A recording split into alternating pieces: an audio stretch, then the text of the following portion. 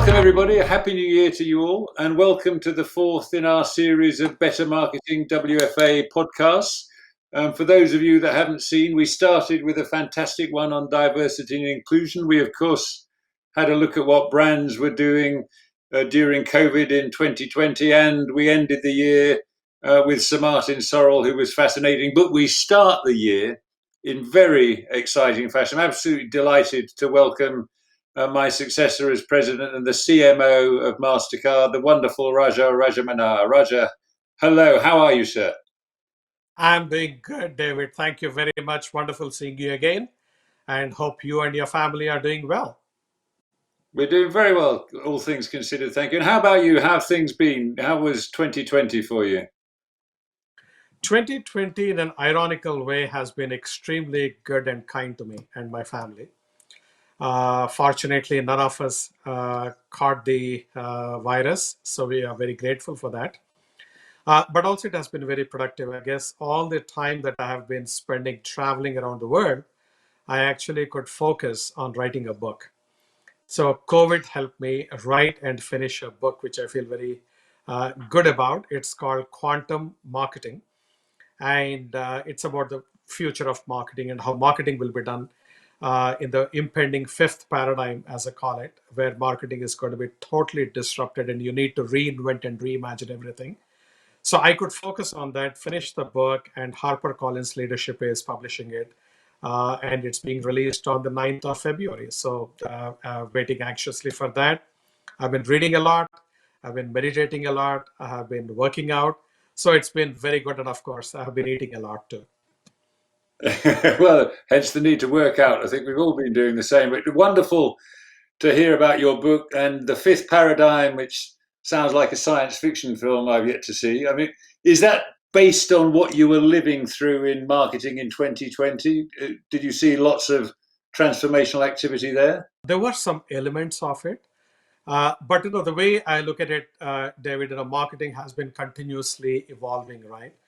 And each time there are a couple of technologies that come along, marketing goes through a significant change. So, for example, the advent of TV and radio took marketing to the emotional sphere, the storytelling sphere, in a highly effective way. That I call it as paradigm two, whereas paradigm one was all about product focused.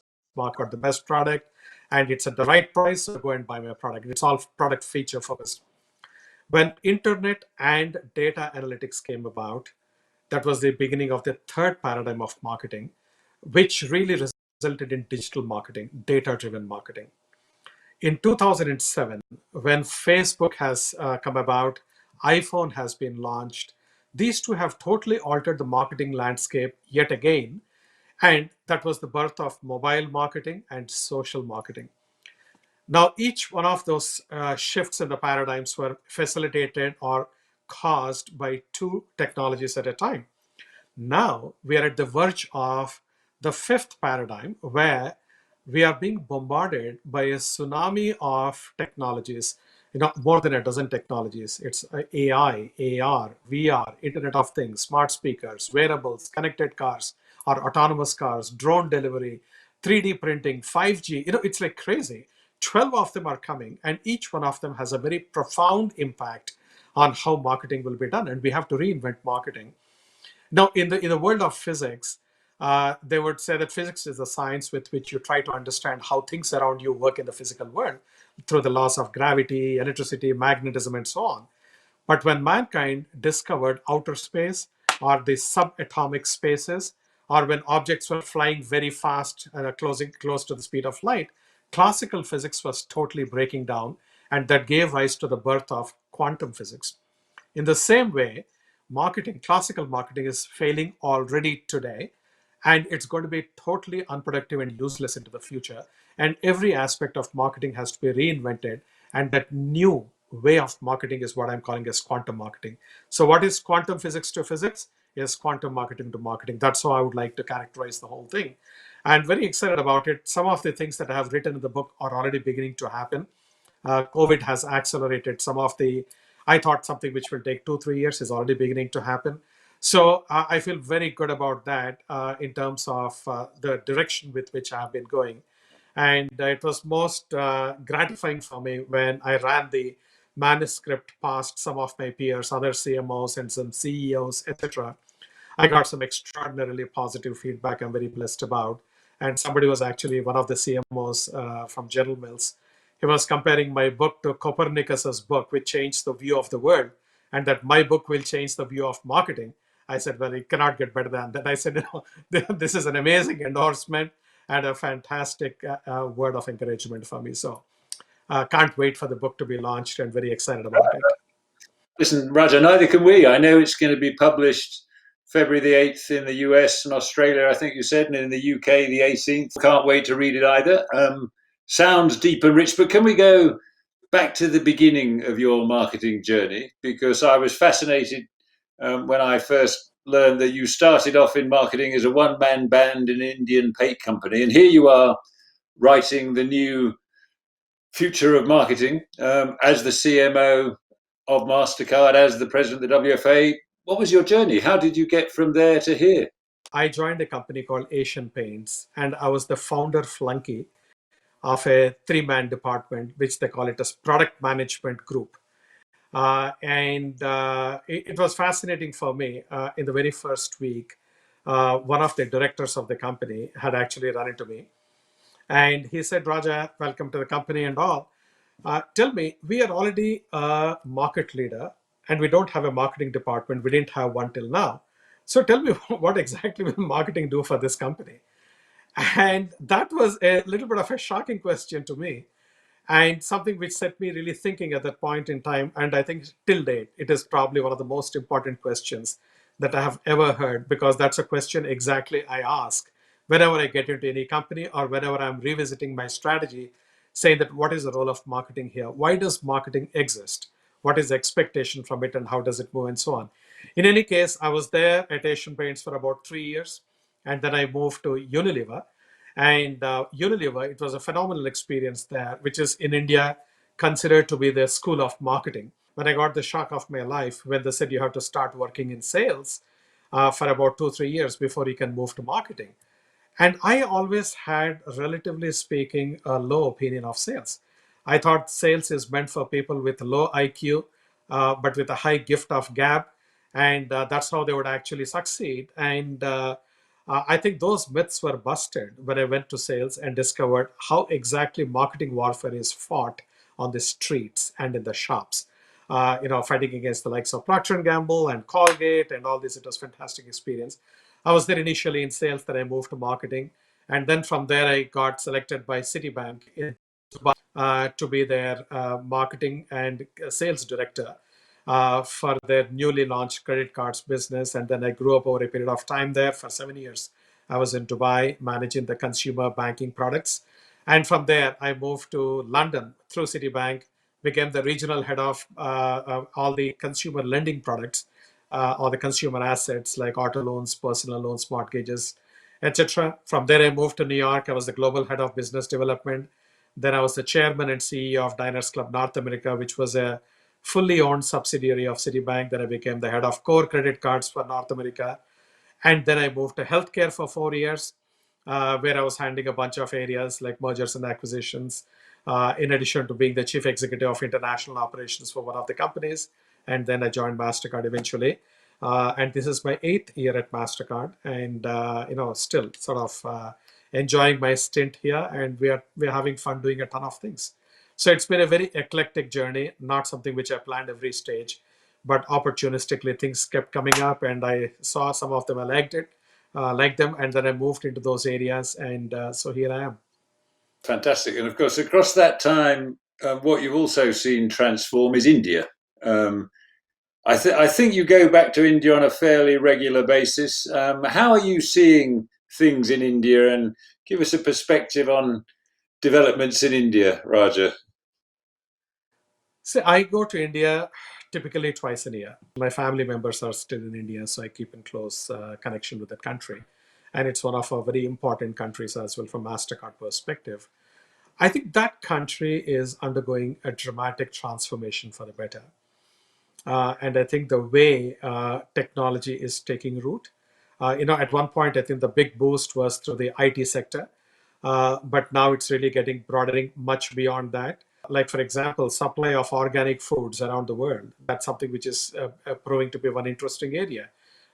They have actually got their tourism being much better organized, so they're able to attract a lot of foreign traffic into the country.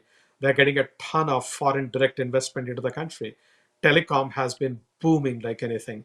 Entertainment has been booming. Sports have been booming. I think area after area. So the advantage India has got is the humongous population on the one hand, and also a good portion of that is very young population. So it's like, the workforce is very, very vibrant.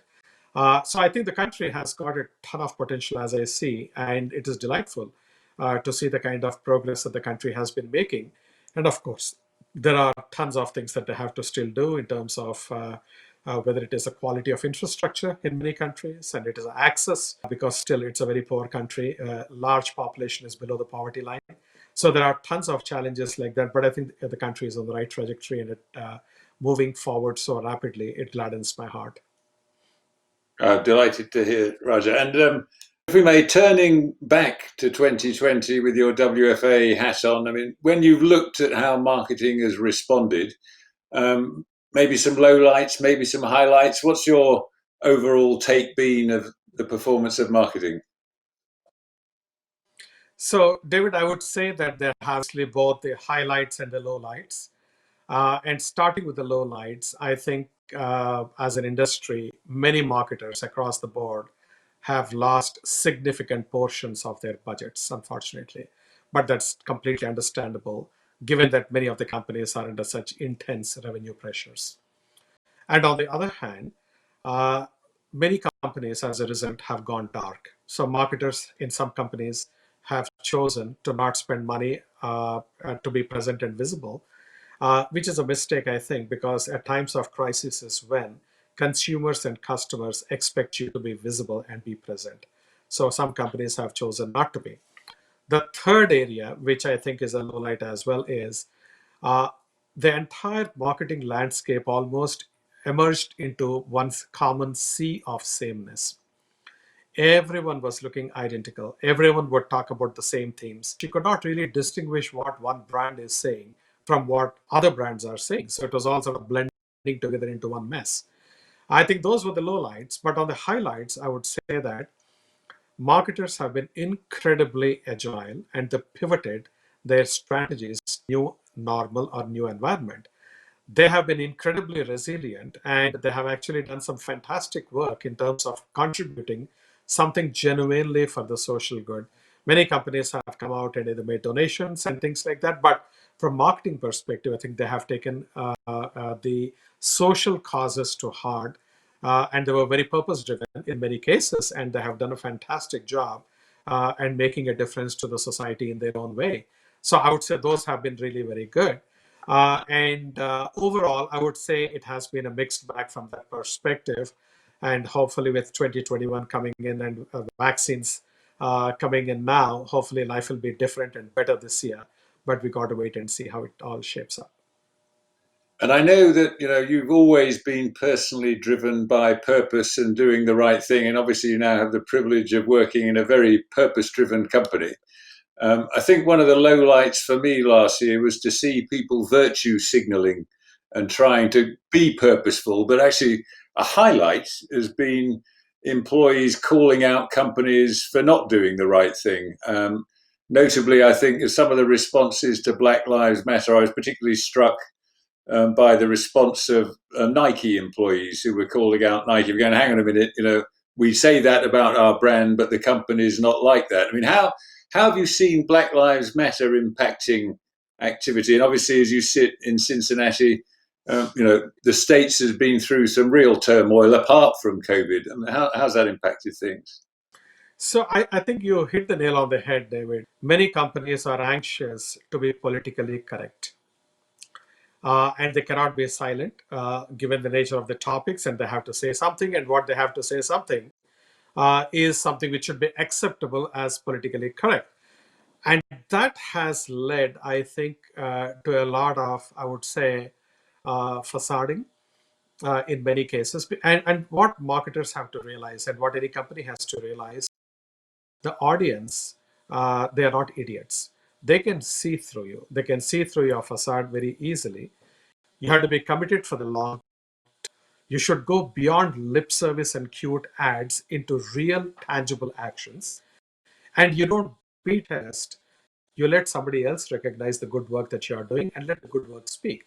Purpose is a really dangerous kind of a thing in the sense that if you're embarking on it, which you should, you cannot use it as an advertising proposition for your own brand, right? And if you don't showcase it at the same time, you may not get that brand association for the good work that you're doing. So it's a fine balance that you have to navigate with. And I don't think that's been done very well for, I think, a large part of the industry.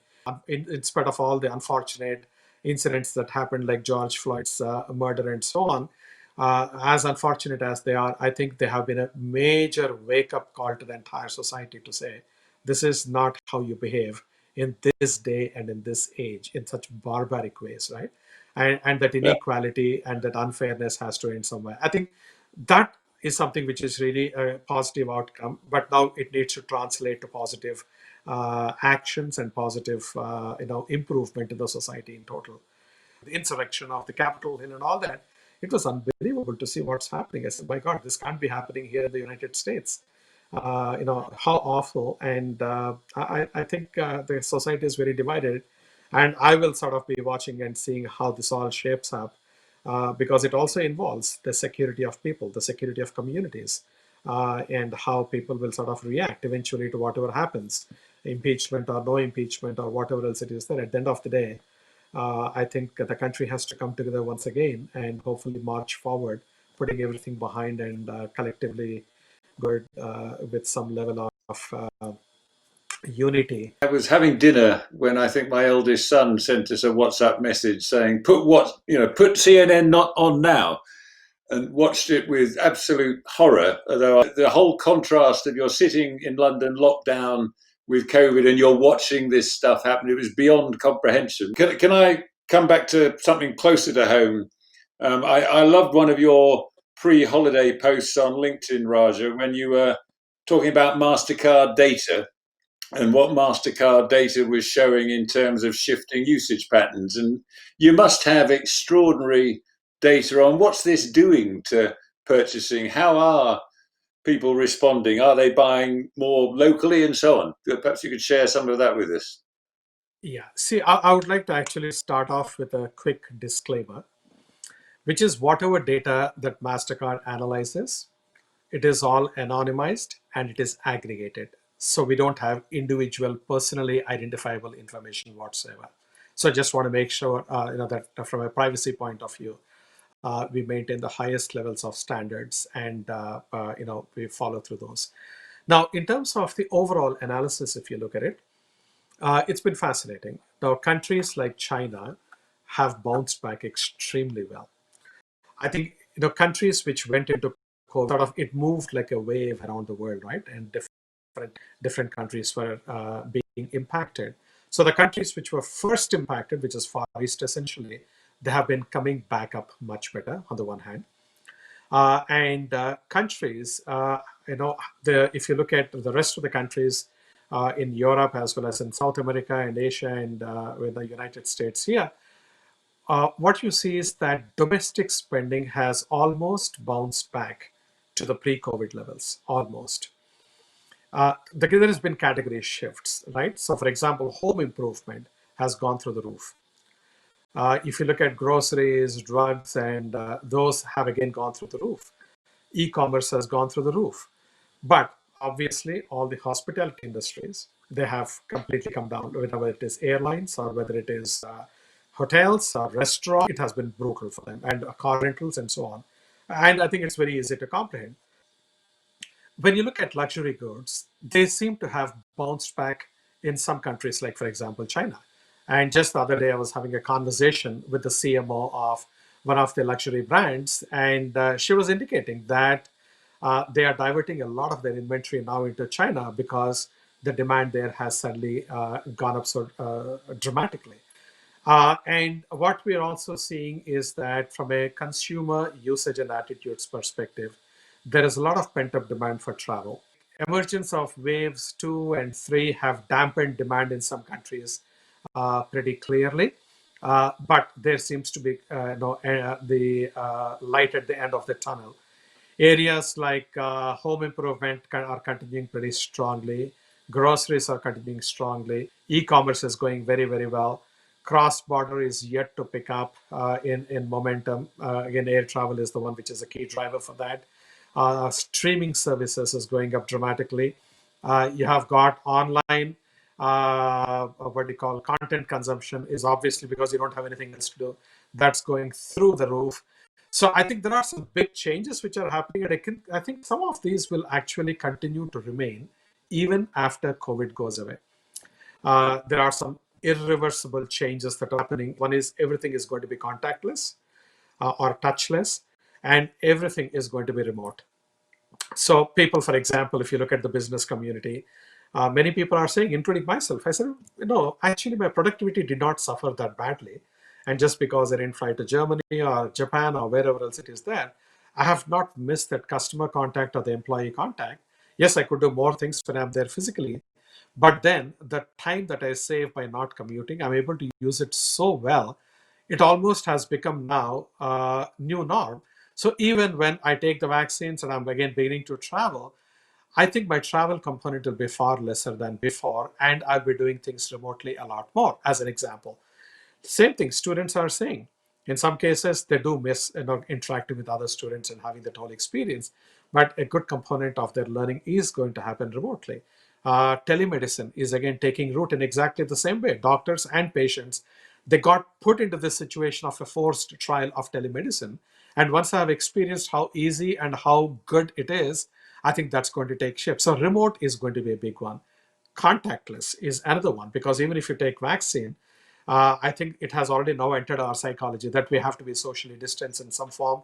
We should not be keep touching everything, including the ATM machines or the point of sale terminals or the door handles and things like that. I think contactless is going to be huge. And from payments perspective for us, we are already seeing that in a big way, that people are getting into contactless and they don't want to touch the terminal, put the card in or swipe the card in or even tap it. So do everything without physical contact. I think that's going to be pretty big. And have you seen a return to community and support for local businesses, for instance? Because one of the things I'm observing, and I love when you first told me about your then CEO, your now chairman's notion of DQ, the decency quotient. I've loved the fact that there seems to be more kindness in the world. I like the fact that people actually say hello when I'm out for a walk, as do I, and that didn't used to happen. Um, is that manifesting itself in spend as well? Is there local focus? Yeah, in fact, there is a clear shift towards local. There's no question about it.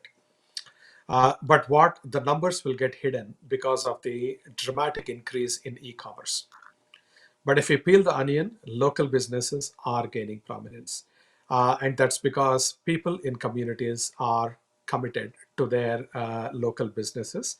And if the industries in total give some impetus to this, I think the local small businesses will really thrive. A lot of companies are making contribution to make this happen, including at Mastercard. We have earmarked about $250 million specifically for this initiative to support small businesses. And particularly within sports again, back to your previous point of Black Lives Matter, we said we'll have a good portion of that allocated to businesses run by people. And then you have also got a good portion for women entrepreneurs who are running these businesses and so on. But we are not, unique in that. There are lots of other companies which are doing for these small businesses, and I think people are realizing, because nobody wants to go to their local community and then see all the stores shut down, because these small businesses don't have the staying power. Because they Yeah, don't have the staying power, they need support. They need our support and help. And you give that little support and help at this point in time, I think the communities will begin to thrive in a beautiful way. that's fantastic to hear. And as we come to the close of this, Raja, what's your single thing top of each CMO's list? I mean, as we go into 2021, and maybe you'll have a personal one, but what do you think people should be prioritizing? This might look a little philosophical, but I think it is very real. Firstly, as it is, marketing is in an existential crisis with number of CMO roles going away and marketing being fragmented in many companies. And many companies don't handle any of the four P's of marketing, right? Product somebody else handles, pricing somebody else handles, promotions barely a portion of it is what marketing handles, and then you place distribution, logistics are with some other departments. So if the four P's of marketing are not really handled by marketing, you need to wonder what marketing does in these companies. Number one.